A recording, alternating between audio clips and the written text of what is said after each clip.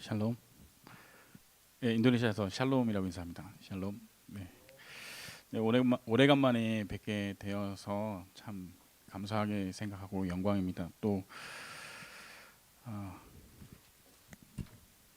1년 6개월 만에 보니까 제가 한국에 나왔습니다. 그리고 제가 2019년도 7월에 와서 그때 인사드렸고요. 그때 은혜를 나눴는데 이렇게 지금 뜻하지 않은 코로나 때문에 지금 여러 지역이 고통받고 있습니다. 그래서 어, 웬만하면 이번에 들어올 때 아무데도 가지 않겠다. 저 혼자 이제 마음을 먹고 나왔습니다. 근데 이제 우리 항철 목사님 부르시면은 제가 어떻게 거역을 할 수가 없어서 제일 많이 연락하시고 제일 많이 확인하시고 너무 항상 감사한 부분이 있어서 제가 이렇게 거역을 못하고 이렇게 부르심에 순종하고 왔습니다. 그래서 사실은 제가 처음에 이제 세 번째 여기 방문이더라고요. 처음에 왔을 때, 두 번째 왔을 때, 여기 지금 오늘 세 번째 오는데 느낌이 어떤 느낌이냐면요. 제가 두 번째까지는 정말 큰 소리 지르고 갔거든요. 첫 번째 왔을 때도 제가 큰 소리 지르고 갔거든요. 네. 저는 그랬던 것 같아요. 어땠는지 모르겠지만, 근데 세 번째 오는데 내가 서도 되나, 내가 뭘 했나 그런 생각이 계속 들어서 비행기 타고 오면서도 그랬어요. 어디서 부르면 가지 말, 아무데도 가지 말아야지. 내가 뭐 한 게 있다고 와서 내가 뭐 할 말이 있겠냐. 그 생각으로 코로나 1년을 보냈던 것 같아요. 열렸던 모든 전도 현장들이 시스템들이 다 닫히고 현지인 목사님들 그리고 현지인 랩런트들 전부 다 지금 많이 괴로워하고 있어요. 인도네시아 현장 같은 경우는 무슬림들은 하루 5번 하는 기도 시간들을 물론 정책적으로는 하지 말라고 하지만 다 모스크 들어가서 엉덩이 쳐들고 메카를 향해서 기도하고 있거든요. 그런데 눈에 보이는 이 크리스찬들은 모이는 예배마다 지켜보는 눈들이 워낙 많기 때문에 사실적으로 지금 다 무너진 상황입니다. 일반 교단들도 마찬가지고 한인교회들도 마찬가지고 그래서 지금 인도네시아 자카르타 경우 인도네시아 전체 교민 한국 교민이 5만 명이었는데 지금은 2만 명으로 줄었고요. 모든 가족들은 다 한국에 나와 있는 상태고 그리고 지금 남아 있는 사람들은 이제 주재원 특별히 이제 사무 일들을 지켜야 될 사람들 이 자영업 오랜 터전을 밟은 자영업자들 분들도 이제 다 정리하고 한국으로 들어가는 상황입니다. 왜냐하면 워낙 방역 체계도 잡혀 있지 않고 의료 시설이 낙후돼 있다 보니까 확진이 되면 한국 사람들 같은 경우 이제 입원할 수 있는 그 음압 병동이 많지가 않아요. 그래서 다 자가 격리를 시킵니다. 그래서 인도네시아 정부에서 나눠주는 약을 배달을 해주면 그 약 먹고 버티고 있는 거예요. 그러다 보니까 그 확진이라는 사실이 이제 소문이 나면 이제 정부에서 알게 되면 어, 죽을 때까지 둔다라는 소문이 돌기 시작하는 거죠. 그래서 한국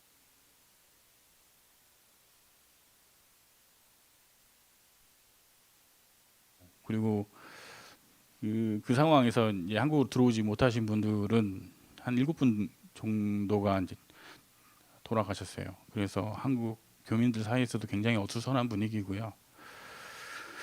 여러 가지로 참 인도네시아가 참 어려웠습니다. 작년 같은 경우 이런 들쭉날쭉한 정책들 때문에 대학생들이 이제 폭동을 일으켰고 폭동을 일으키면서 이제 같이 어떤 조직들이 일어났냐면 강경 무슬림파들이 다시 들고 일어났어요. 그러니까 조코이가 너무 풀어졌기 때문에 이 나라가 이런 일들이 벌어졌다라고 얘기하면서 다시 무슬림 국가로 돌아가자 금주하고 그리고 남자와 여자 별개하고 여자들은 다 히잡 쓰고 이런 다시 무슬림 정통 무슬림이 득세하는 나라를 만들자라는 이제 테러도 일어나고요. 그래서 작년 같은 경우는 참 많이 어수선했던 한 해였습니다. 어, 저 개인적으로도 작년은 참 많이 힘든 한 해였습니다. 어떤 한 해였냐면 저 뭐 가족도 건강적으로 문제가 왔었고 그리고 저희 집안적으로도 경제적으로 참 많이 힘들었던 한 해였고 그런 상황에서 이제 저는 이 선교지를 지켜야 하기 때문에 혼자서 참 하나님한테 많이 물었던 기도했던 한 해였던 것 같습니다. 왜? 그러니까 여러분들도 똑같은 상황이셨을 것 같아요. 한 번도 겪어보지 않은 상황이었고 나라에서 사람들의 움직임을 통제하고 모이지 못하게 하고 그리고 이 지역과 지역 간 이동하는 걸 눈치 봐야 되고 도대체 이 상황이 어떤 상황인지 저는 처음에 한 3, 4개월이면 끝나겠지 생각했거든요. 근데 6개월이 지나고 7개월이 지나고 8개월이 지나는데 그 상황에 교회들은 무너져가고 청년들은 일자리를 잃어가고 정말 끔찍하더라고요.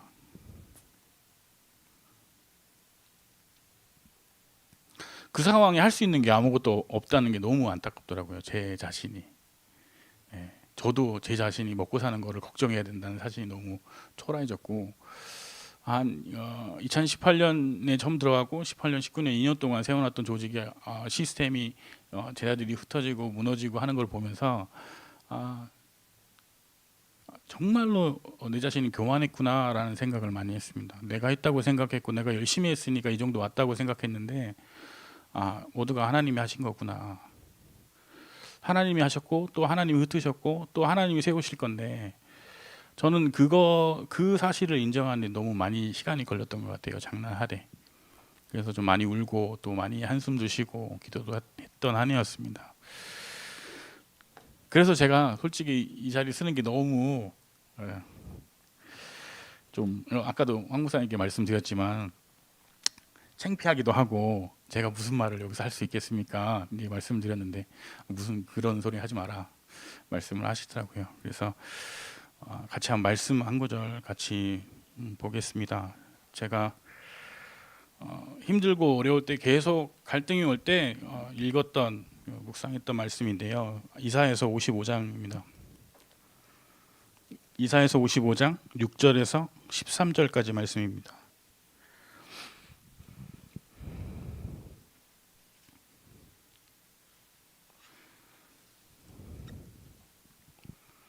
이사야서 55장 6절에서 13절까지 말씀을 교독하겠습니다. 제가 먼저 읽겠습니다.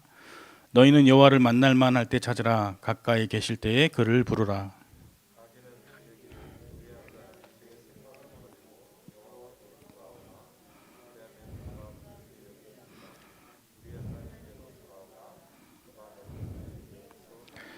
이는 내 생각이 너희와 생각과 다르며 내 길은 너희의 길과 다름이니라. 여호와의 말씀이니라.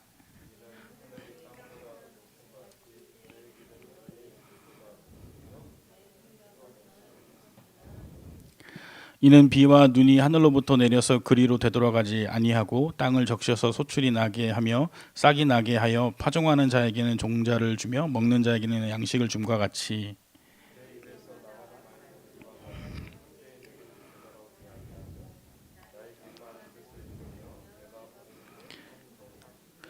너희는 기쁨으로 나아가며 평안히 인도함을 받을 것이요 산들과 언덕들이 너희 앞에서 노래를 바라고 들의 모든 나무가 손뼉을 칠 것이며 잣나무는 가시나무를 대신하여 나며 화석류는 찔레를 대신하여 날 것이라. 이것이 여호와의 기념이 되며 영영 표징이 되어 끊어지지 아니하리라. 아멘. 오늘은 칠판을 안 쓰고요. 제가 좀 제 진솔한 얘기를 좀 감사합니다. 감사합니다. 드려야 될 것 드리는 시간을 좀 가지려고 합니다. 제가 원래 성격상 오면 한 번 딱 채우고 가야 저도 뿌듯하고 좀 뭔가 하고 왔구나 이런 만족감이 있는데 진짜 하나님이 원하시는 게 무엇인가 굉장히 기도를 많이 하고 왔거든요. 오늘 아까도 오는데 터미널에 갔는데요. 어저께 저녁에 다 인터넷으로 다 확인하고 이제 버스를 타려고 갔는데 전지로 시간표를 싹 가려놓고요. 상담하라고 직접 와서 표를 끊으라고 돼 있더라고요. 근데 가서 보니까 모든 차편이 결행 없어졌어요. 그래서 이 시내버스를 이용 못 하더라고요. 그래서 물어봤더니 이쪽으로 오는 버스가 없고 이제는 그 시외로 나가는 버스가 운행을 안 한다. 그래서 제가 이제 다시 경강선을 타고 한 3시간 정도 이렇게 3호선을 타고 끝까지 왔어요. 오면서 계속 기도하면서 왔거든요. 하나님, 제가 오늘 어떤 말씀을 전하는 것이 정말 하나님의 마음을 전달하는 거고, 오늘 오신 성도님들에게 어떤 말씀이 전해지면 좋을까요? 기도하면서 왔는데, 제 속에서는 계속 욕심상 제가 잘하는 거 하고 싶죠. 잘하는 거 하고 싶은데, 진짜 선교지 현장에 있는 얘기를 좀 제가 포럼하고 간증하는 시간을 좀 가지려고 합니다. 어, 음, 그래서 좀 편하게 좀 들어주시면 감사하겠습니다. 그래도 기도 제목도 여기에 다 있어요. 그래서 기도 제목도 제가 전달해 드리겠습니다. 오늘 오면서 이제 전화를 자카르타에서 받았어요. 뭘 받았냐면 제 이제 스폰서 해주시는 분 권사님이 지금 경찰서에 잡혀가 계세요. 그래서 어제 저녁에 잡혀가셔서 하루 저녁 지금 구금돼 있고, 지금 이렇게 어떻게 지금 검찰로 넘어갈지 지금 기도에 있다고 얘기를 하더라고요. 참 신기한 것 같아요. 원래 이게 저 오기 전에 검찰에서 다 무혐의로 아무것도 혐의 없음으로 끝났는데, 제가 이 앞전에 그 성남에서 또 이제 메시지 할 시간이 있어서 포럼을 했는데, 제가 너무 긴장한 탓에 말을 제대로 못 하고 나왔거든요. 그래서 제가 오늘 오면서 준비하고 또 준비하고 이렇게 왔는데, 딱 그 전화 받으니까 제가 또 다시 무너지는 거예요. 예, 감정적으로 제가 추스르지 못할 정도로 막 흔들리는 거예요. 내가 왜 또 이런 일이 벌어질까? 왜 진짜로 왜 하나님은 왜 이런 일들을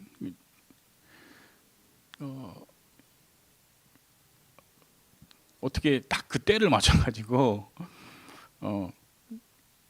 감정적으로도 많이 무너지더라고요. 왜 이제 이런 일들이 벌어질까라는 생각도 들었지만, 또 한편으로는 사실적으로 제가 지금 말씀을 드리면 한 1년 동안 감정이 좀 많이 무너졌어요. 네, 그래서 자신감도 좀 없고, 항상 혼자 있으니까 우리 황철 목사님 통화 전화 오면 제가 괜찮아요 목사님 잘 지내고 있어요.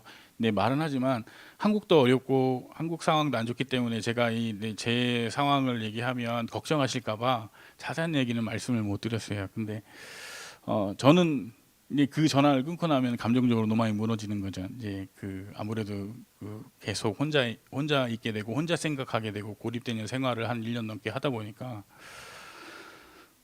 뭘 할 수 있을까에 대한 생각을 굉장히 많이 했어요, 올해.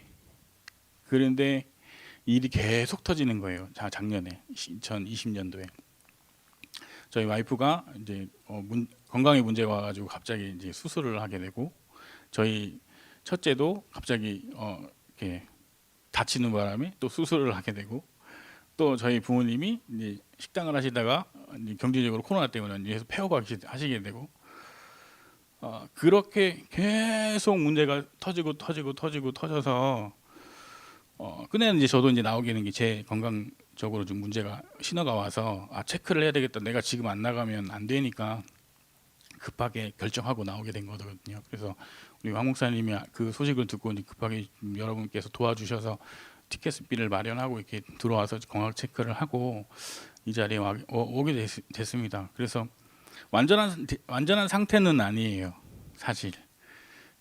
제가 체크하기로는 영적으로나 육적으로나 좀 정신적으로나 제가 온전하다 이런 상태는 아닌 것 같아요. 왜냐하면 막 너무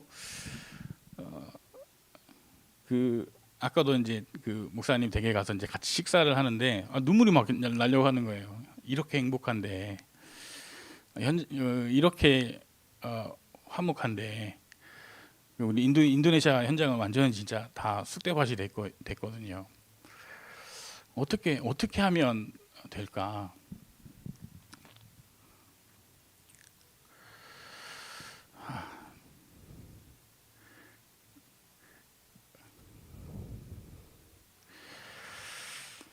하나님은 그런데 답을 항상 저희에게 말씀으로 주십니다. 오늘 주신 말씀이 너희는 여호와를 만난만 할 때 찾으라, 가까이 계실 때 그를 부르라. 우리는 자꾸 다른 방법 찾죠. 저도 마찬가지입니다. 어려움이 없고 현실적으로 문제가 오고 사실적인 문제가 오면 자꾸 내가 친숙했던 거, 내가 가까이 뒀던 것을 찾게 되죠. 그게 바로 인본주의거든요. 그리고 낙심하는 습관이거든요. 그리고 의심하는 제 체질이거든요. 근데 하나님은 우리에게 그때그때마다 말씀하십니다. 너희는 여호와를 만날 때마다 찾으라. 가까이 계실 때 그를 부르라. 7절에 악인은 그의 길을, 불의한 자는 그의 생각을 버리고 여호와께 돌아오라. 이 회개는 뭐냐면 우리가 악한 것도 다시 옛 체질로 돌아가고 내가 내 습관을 옛 습관에 쫓아서 돌아갔던 부분에서 다시 언약으로 돌아오는 그것이 회개거든요. 우리는 그래서 매 순간 회개가 필요한데 그 문제 속에 자꾸 많이 생각을 뺏기고 시간을 뺏기다 보면 내가 문제 속에 있는지, 내가 말씀 속에 있는지, 내가 진짜 언약 속에 있는지 체크가 안 되는 것 같습니다. 이 코로나도 마찬가지인 것 같아요. 이 시간에 너무 이 체질에 있다 보니까 저 아까 교회 오는데 교회 들어가도 되나 이런 생각이 드는 거예요. 아까도 목사님들 물어보는데 마스크 벗어도 됩니까? 저 인도네시아에서 1년 동안 교회를 못 갔으니까요. 이 강단에 거의 쓰지를 못했으니까요. 아예 당연한 건데 당연한 것을 하는데 이렇게 뒤로 돌아가는 건 너무 쉽더라고요. 저희가 수십 년을 여기 와서 같이 예배드리고 말씀 듣고 우리가 은혜를 나눴고 강단에서 메시지를 저도 한 20년 가까이 했는데도 불구하고 단 1년에 완전히 다 돌아간 거예요. 불신자처럼, 생각도 불신자처럼. 이 자리에 있는데 너무 어색한 거예요. 내가 무슨 말을 할 수 있지? 내가 그렇게 1년 동안 불신하고 의심하고 계속해서 나도 내 문제 때문에 계속 고뇌하다가 이 자리에 있으니까요. 두려운 거예요. 근데 그 순간에 우리는 결단하셔야 됩니다. 말씀 속으로, 언약 속으로. 아마 다들 이 자리까지 오시니까 쉽지 않으셨을 거라고 생각됩니다. 저도 마찬가지고요. 그런데 우리는 매 순간순간마다 또 언약으로 돌아가는 결단을 하셔야 될 줄 믿습니다. 그래서 여호와께로 돌아오라. 그리하면 그가 긍휼히 여기시리라. 우리 하나님께로 돌아오라. 그가 너그럽게 용서하시리라. 하나님은 모든 것을 안고 포용하시는 하나님이신 줄 믿습니다. 8절입니다. 이는 내 생각이 왜 하나님께로 돌아가야 되냐? 이는 내 생각이 너희의 생각과 다르며 내 길은 너희의 길과 다름이니라. 여호와의 말씀이니라. 내 수준과 내 상황과 내 환경을 뛰어넘는 길은 하나님께로 돌아가는 겁니다. 우리가 혼자서는 아무것도 할 수 없습니다. 근데 아마도 제가 이렇게 찌들어서 온 게 아마 1년 동안 혼자 너무 고립되어 있다가 이렇게 나오다 보니까 제 수준대로 보던 거, 혼자서 생각했던 것들 때문에 굉장히 부딪히는 게 있는 것 같아요. 복음 있는 나도 이런데 복음 없는 불신자들이 만약에 저랑 똑같은 상황에서 고립됐다 나오면 정말 우울증이 오겠구나. 제가 한국 나와서 2주 동안 격리하는데요. 이거는 정말 저 할 수 있을 거라고 생각했어요. 왜냐하면 자카르타에서도 이제 혼자 있는 훈련을 많이 했는데, 근데 와서 보니까 계속 매일매일 체크해야 되죠. 조금만 움직여도 삑삑 핸드폰 울려야 되죠. 문 앞에 넣는 게 밥을 눈앞에 두고 가면 그 문 열어서 다시 문을 받고 제가 무슨 재수가 된 것도 아닌데 마주치면 안 되죠.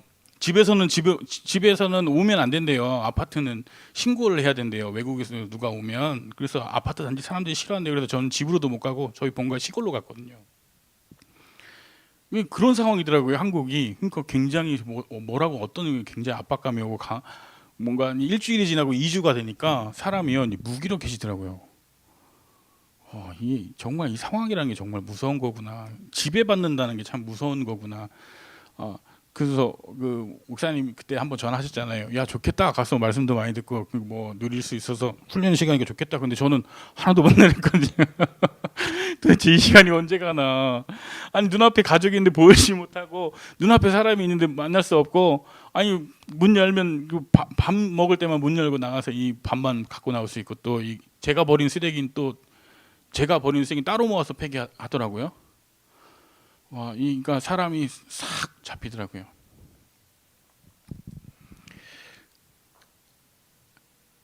그래도 제가 랩너트 출신이고 제가 중고 합숙을 받고 여기까지 복음 가지고 왔다고 하는데 제가 코로나 때문에 한 1년 동안 완전히 무너진 것 같아요. 생각하는 것부터 행동하는 거, 말하는 거. 불신자들은 얼마나 어려울 거예요. 그런 생각을 했습니다. 그래서 우리는 정말 부탁드리고 싶은 거는 저한테도 하는 말이지만 우리가 정말 말씀의 기준을 바로 세워야 되겠습니다. 우리가 하나님께로 다시 돌아갈 때 하나님은 우리를 품으시고 또 우리에게 새로운 힘을 주실 줄 믿습니다. 그 안에서 우리가 뭘 세워야 되냐? 내 수준, 내 생각, 내 계획이 아니라 하나님의 기준, 말씀의 기준을 바로 세워야 될 줄 믿습니다.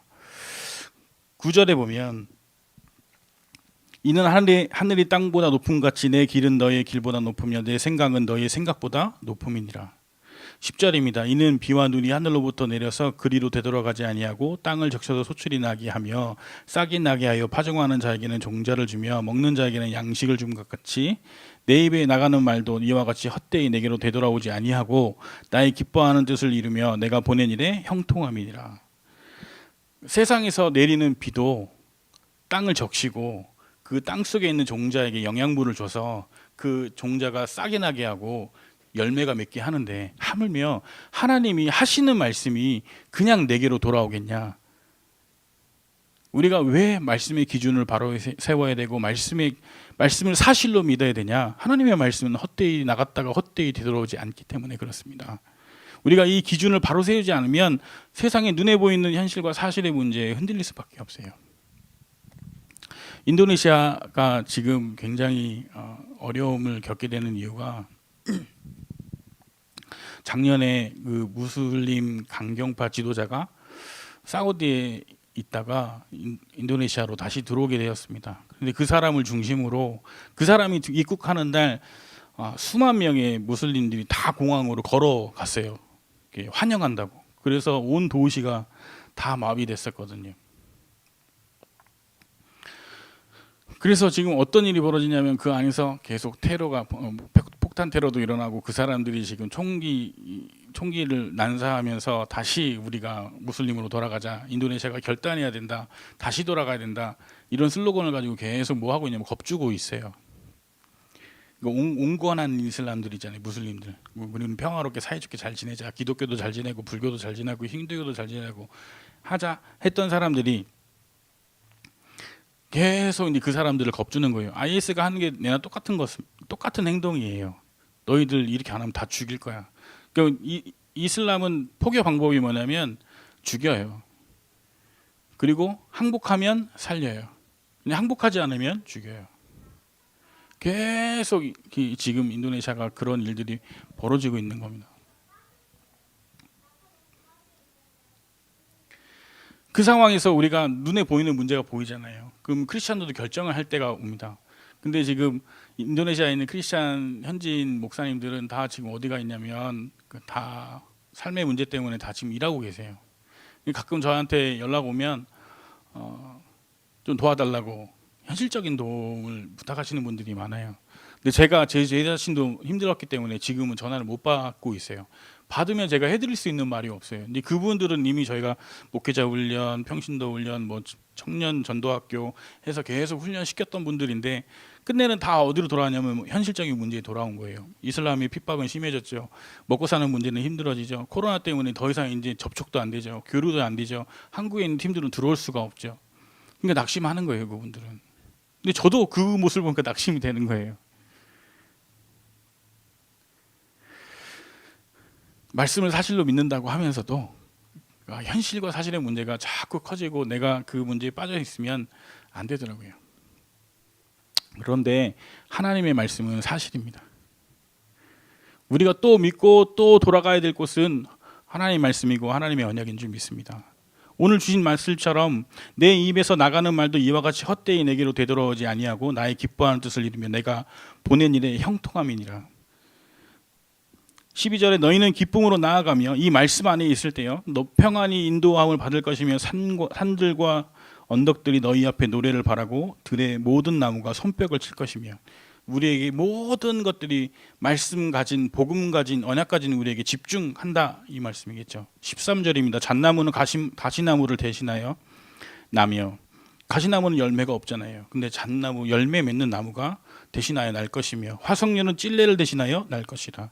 이것이 여호와의 기념이요 영영한 표징이 되어 끊어지지 아니하리라. 나뿐만 아니라 이 동일한 응답을 어떻게 해요? 우리를 통해서 후대까지 이어지게 하겠다 하신 하나님의 말씀입니다.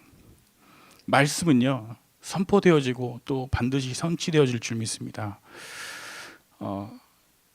제가 드릴 수 있는 말은 이거밖에 없어요. 네, 더 제가 아름다운 말로 해드릴 수 있지만 제가 1년을 살아오면서 아무 소용이 없구나 다 내려놓게 하시더라고요. 제 자존심도 제 생각도 제 계획도.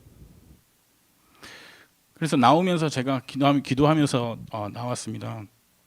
하나님, 제가 인도네시아 복음화를 위해서 정말 기도하고 있는데 하나님 정말로 인도네시아 복음화를 위한 만남을 한국에서 갖게 하시고 또 제가 영적으로나 육적으로나 정신적으로나 회복돼야 될 모든 부분들이 회복되어서 다시 들어갈 수 있게 해달라고 저는 이 기도 제목 가지고 한국에 들어왔습니다. 좀 생각나실 때 지금 기도를 부탁드리고요. 지금 현지에서 가장 어려운 것들은 현지에 있는 지금 현지인 렘넌트 청년들입니다. 일자리가 없습니다. 그 사람들이 한 달에 400만 루피아, 그러니까 한국에서 대학교 4년제를 나오고 의대생이 4년제를 나와서 페이 닥터가 되면 병원에서 400만 루피아에서 500만 루피아를 받습니다. 근데 이게 한국 돈으로 30만에서 40만 원이거든요. 그런데 저희 지금 만나고 있는 청년들, 렘넌트 청년들은 대학을 나오지 못한 친구들이 대부분이에요. 그 친구들이 어떤 쇼핑몰에서 경비를 하거나 이제 안내하는 서브 일을 하다 보면 200만 루피아에서 많게는 250만 루피아, 이 돈이 한 16만에서 20만 원 돈을 받아요. 근데 지금 그런 일자리도 없어요. 굉장히 지금 어려운 상황들이 있어요. 그래서 기도해 주실 때 저희가 이제 지금 그 현지에 있는 청년들하고 저하고 이제 기도하면서 뭘 기도하고 있냐면 현지에 있는 청년들을 중심으로 경제 공동체를 만들려고 해요. 아직은 이제 정확하게 지금 제가 세부 내용을 말씀드리지 못하지만 법인을 설립을 해서 이 친구들이 정말로 뛰어놀 수 있는 경제 공동체 그리고 법인 설립을 준비하고 있습니다. 그래서 정말 크리스찬 청년들이 이제는 경제적으로도 응답을 누리고 전문성을 가질 수 있도록 할 수 있는 법인을 설립하려고 합니다. 감사하게도 제가 이제 작년에 코로나가 이제 터지면서 저 또한도 이제 사역이 다 문이 막혔는데 저도 일을 할 수 있는, 일을 배울 수 있는 이렇게 터가 생겼어요. 그래서 지금 저도 그 작년 1년 동안 현지인들하고 같이 사무실에서 이렇게 일을 했어요. 그래서 근데 그 일이 어떤 일이냐면 세무, 또 법인, 그리고 법원, 그리고 이민법, 이 법을 인도네시아 법을 이렇게 설명해 가지고 이제 컨설팅 해주는 컨설팅 업체입니다.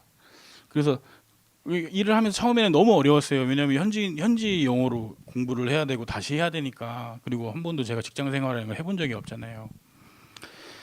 자유롭게 살다가. 그래서 근데 그 일을 하면서 제가 너무 감사한 건 뭐냐면 현지법에 대해서 정말 많이 공부하게 됐고, 현지법을 공부하면서 현지에 있는 이민국장, 그 다음에 세무 공무원, 그리고 법원 공무원들하고 굉장히 좋은 이 관객들을 맺게 됐어요. 근데 이 사람들하고 만나게 되면서 어떤 문이 열렸냐면 이제 대기업, 그러니까 대기업에서 현지에 들어오려면 컨설팅을 받아야 되거든요.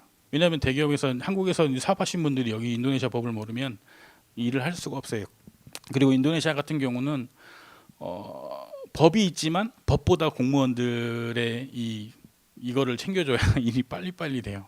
그래서 대기업들이 다 어떻게 끼고 들어오냐면 컨설팅 업체들을 다 끼고 들어옵니다. 근데 이제 그렇게 하는 제가 이제 일하는 그쪽 사무실에 이렇게 다 연결된 게 현대, 롯데, 포스코 뭐 이렇게 연결돼 있어요.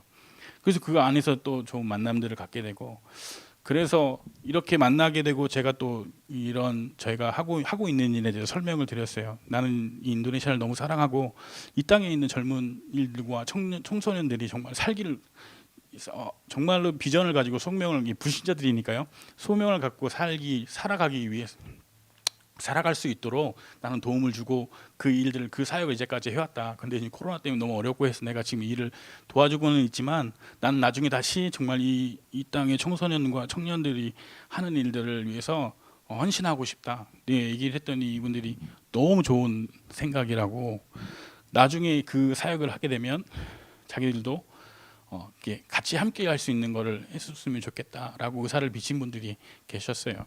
그리고 또 이렇게 그 CM 대치동에 되게 유명한 학원 그 프랜차이즈가 있어요. 제가 이제 이름을 얘기하면 광고가 되니까 말씀을 안 드리는데 그쪽에 이제 자카르타에 처음 들어와서 이제 법인장으로 있는 분을 만났는데 이분도 이제 어렸을 때부터 신앙생활을 했고 근데 어른이 돼서 결혼하면서 신앙생활 안 하는 분이더라고요. 이분 이제 법인장으로 오게 됐어요. 근데 우연히 저랑 나이가 같더라고요. 근데 이분이 저랑 이렇게 컨설팅 연계를 됐고 제가 일하는 모든 것들을 도와줬는데 저가 이제 뭐 선교사인지도 모르고 친구하자고 그래서 친구는 나는 한 번도 사귀어 본 적이 저는 20살 때부터 사역을 했기 때문에 친구가 없거든요. 그래서 일단 친구를 한 번도 사귀어 본 적이 없다. 친구란 개념을 난 잘 모르겠다. 이분이 잘 이해를 못 하더라고요. 그래서 일단은 그래도 저는 뭐 잘 다 얘기는 안 하고 그런 배경이 있다. 나는 계속 이렇게 공부하고 다른 일을 하던 사람이나 내가 원래 이 일을 하던 사람이 아니라서 내가 법인장님하고 친구가 될 수 있는지 잘 모르겠다. 그랬더니 자기는 친구가 하고 싶대요. 그래서 알았다. 그러면 친구가 돼주겠다. 그래서 친구가 되고 이제 나중에는 말했죠. 나는 사실 한국에서 안수를 받고 파송 받은 선교사다 그랬더니 되게 이제 어려워하는 거예요. 그래서 이제 편하게 하시라고 이제까지 편하게 했으니까 편하게 하시라고. 근데 내 이제 그때도 설명을 했죠. 나는 솔직히 이 일이 내 인생의 비전이 아니라 이거를 통해서 정말 이 땅의 청소년들과 청년들에게 비전을 심고 소명을 심어주는 미래를 바꾸는 사업을 하고 싶다. 예. 그랬더니 이분이 얘기하는 게 자기는 이 체인 교육 체인만 하는 것이 내 인생 목표가 아니다. 나도 똑같은 선교의 마인드는 아니지만 인도네시아의 정말 청소년들과 청년들에게 교육에 대한 서비스를 제공하고 복지 쪽으로도 할 수 있는 사업을 확장하려고 한 비전을 갖고 있다. 이렇게 얘기를 하더라고요. 그래서 그분이 지금 관계를 많이 열어줘서 회계사님, 변호사님 이렇게 자카르타에서 활동하고 있는 또 교육부의 공무원들 이렇게 연결해가지고 또 만남을 한번 주선해 주셨어요. 어떻게 하면 그 일들을 추진할 수 있는지. 그래서 지금요 어떻게 보면 제가 제 수준에서 감당할 수 없는 사람들을 만나고 또 제가 얘기하는 것들을 또 들어줄 수 있는 사람들을 이렇게 2020년 연말에 많은 만남을 막 갖게 됐습니다. 보면서 제가 깨달은 건요. 내가 하는 게 아니구나. 제가 그 일하면서 정말 자존심 많이 상했거든요. 내가 이렇게까지 해야 되나? 나 선교사인데, 나 목사인데, 내가 사무실에 출근해가지고 매일 와서 누구한테 명령을 하고 또 명령을 받고 또 전화를 받고 하는 일들이 너무 어색하고 평범한 사람들은 다 하는 일이잖아요. 근데 처음에는 그게 너무 제가 안 되는 거예요. 그게 너무 힘든 거예요. 누구한테 반말을 들어야 되고 그런 게 지시를 받아야 되고 그래서 내가 이게 맞는 건가라고 생각했는데 나중에 보니까요. 하나님의 일을 이루어 가시는 일들이 보이더라고요.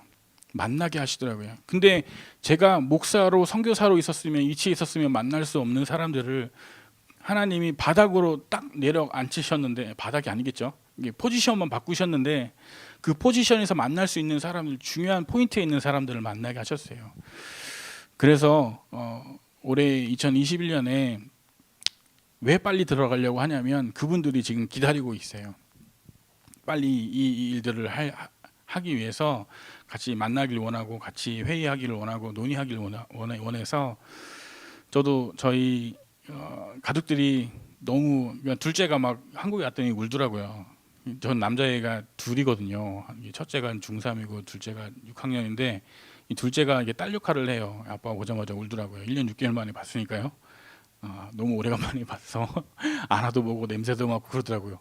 전 깜짝 놀랐어요. 이게 남자애들이 그런 거 못할 줄 알았는데 막 달려와가지고 아빠 볼도 맞이고 냄새도 맡고 막 그런데 정말 막 눈물이 나더라고요.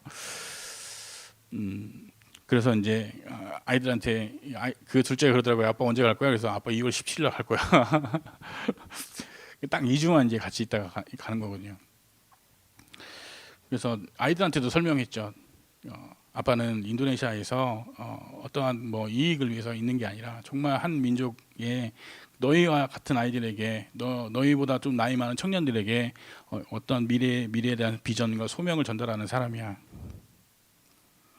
그들에게 정말 복음을 전하고 새로운 생명을 알게 해주고 그리고 그 인생이 새로운 인생을 살 수 있도록 도와주는 일들을 하고 있어. 그러니까 우리는 헛된 시간들을 보내는 게 아니야. 떨어져서 우리가 보고 싶지만 우리 기도 안에서 만날 수 있어. 이렇게 설명을 해주고 그리고 이렇게 잘 마무리 짓고 이렇게 지금 주일날 나와가지고 계속 지금 돌아다니고 있어요.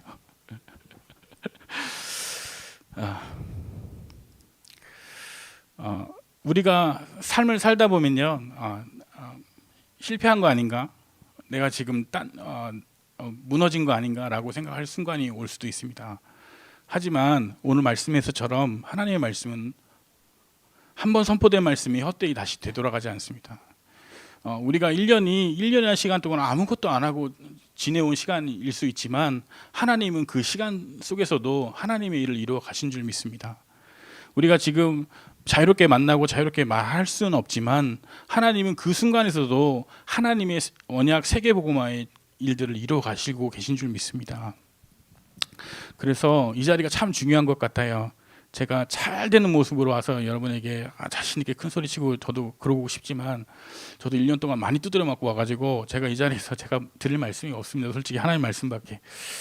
그런데 자신 있게 제가 말씀드릴 수 있는 건 하나님 말씀은 지금도 성취되어 주고 있습니다.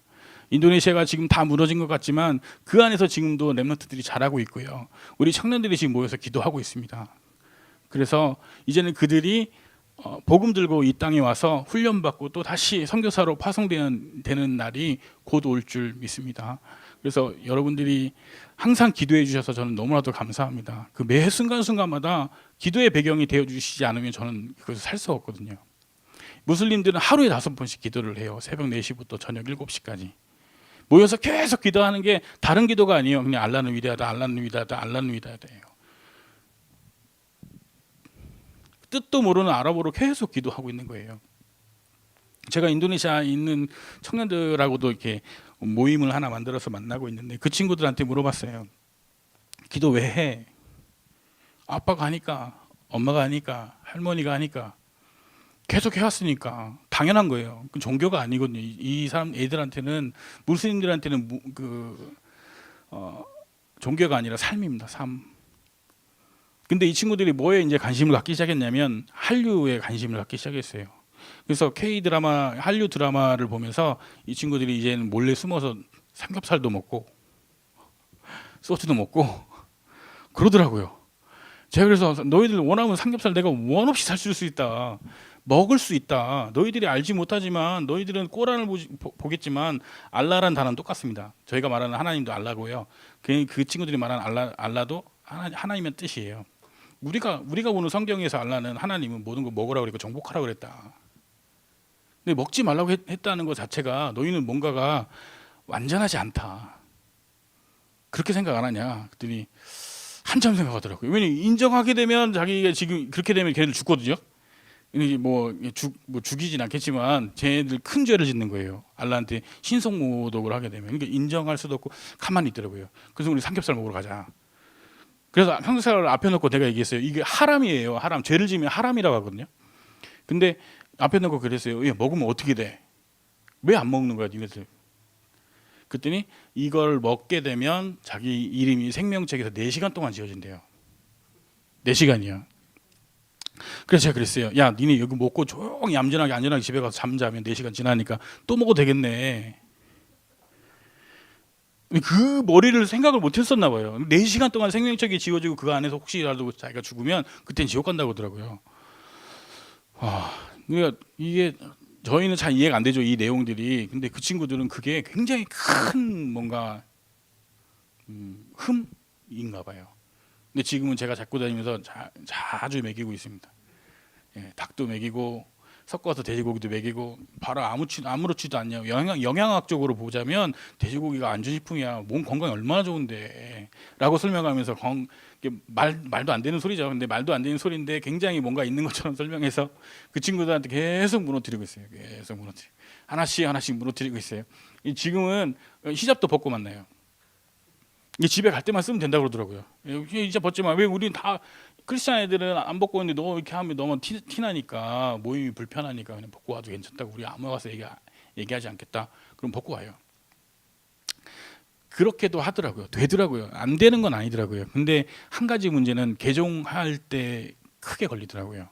왜냐하면 그 모든 바탕이 무슬림이에요. 얘네 친척도 한 달에 건너서 다 모든 인간관계가 무슬림이기 때문에 이 친구 하나가 개종하게 되면 이 친구는 아예 삶이 없어요. 그러니까 그거를 굉장히 두려워하더라고요. 그래서 저희가 이제 모여가지고 말을 했던 게 진짜 이 친구를 감당할 수 있는 우리가 경제 공동체가 필요하겠구나. 아직 저희가 모여서 정확한 명칭은 정하지는 않았지만 진짜 우리가 산업선교회든 영산업회든 경제적인 공동체를 하나 만들어야겠구나. 저 친구들을 감당할 수 있는 뭔가가 있어야 되겠구나. 발판, 그리고 저 친구들이 마음껏 뛰놀 수 있는 운동장이 되어줄 수 있는 그런 모임이 필요하겠구나라고 기도 제목을 잡게 된 거죠. 그래서 지금 그 일들을 준비하고 있습니다. 생각나시면 이 부분을 위해서 좀 기도해 주시기 부탁을 드립니다. 그래서 마지막으로 기도 제목을 드리자면 제 사역의 목표는 한국인이 아닙니다. 현지인입니다. 그리고 저도 지금 1년 동안 이렇게 일을 하면서 한국인이 사장님 한국 사람이고 다 현지인을 데리고 일을 하거든요. 근데 제가 2년 동안 학교 가서 언어를 배운 것보다 1년 동안 제가 현지인 데리고 일을 하니까 언어가 확 늘더라고요. 예. 아까 제가 말하는 거 좀 자연스럽지 않습니까, 목사님? 네. 예전보다.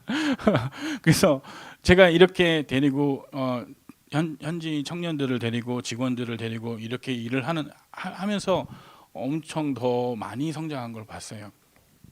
그래서 무슨 말 하려고 그랬지? 네, 기도 제목. 네, 그래서 현지인이 중심입니다. 그래서 지금 제가 다시 이제 코로나가 지나가기 전에 오랫동안 올 한 해 동안은 시스템을 다시 만들 겁니다.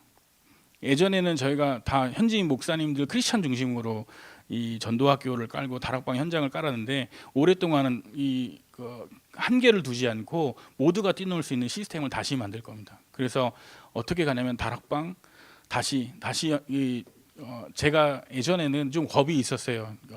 무슬림한테는 하면 안 되는 줄 알았어요. 그래서 현지인 목사님들 중심으로 붙어있는 그 교회에 붙어있는 청년들 중심으로 했는데 이제는 자카르타 안에 있는 모든 청년들 대상으로 시스템을 만들고 그 안에서 다락방을 열고 이 아이들 중심으로 청년전도학교를 열어서 진짜로 무슬림 전도할 수 있는 시스템을 올 안에 만들려고 합니다.